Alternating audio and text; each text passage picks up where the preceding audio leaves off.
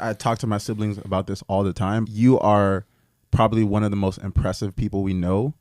And it's because I'll take it. It's because you've been in your bag from day one.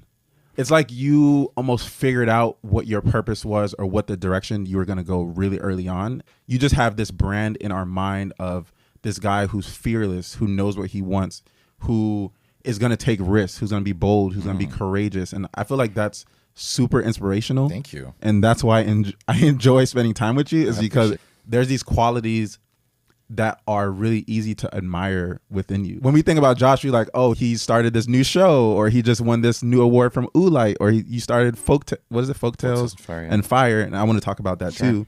You're just doing so much, and it's like you're not tying yourself to the success of one thing.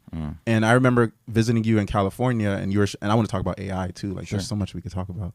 But you would wrap up one thing, and then you'd immediately start on the next thing. And you're like, I'm not even going to think about what is the outcome of this thing. I've done my best. I know that. And now it's above me now. It's in God's hands on whatever happens. I'm going to move on to the next one. Sure. And I love that. I admire that. I appreciate that, man. Thank you. I'm really glad that this is a podcast, because I can look back at this, because I often don't think about myself in that regard. When you're in the trenches, it's like, what am I doing? Right. But I really, really appreciate that. And even you communicating that to me as a black man. As a black man. It's very important. Talk about masculinity too. We're going to get there. So much.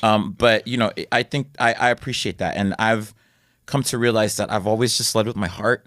And also I get distracted very easily. When I am working on this project, it's a problem, but writ large, looking at it, like I will do one thing and go on to the next thing, because my attention span is very thin. You know, I'll get super excited about an idea and have to pursue it, because I just strike while the iron's hot. So looking back at it, it has been an asset, because it's kept my creative variety, it's kept my creative energy kind of like always active. But it really just comes from a sense of like, shiny object syndrome.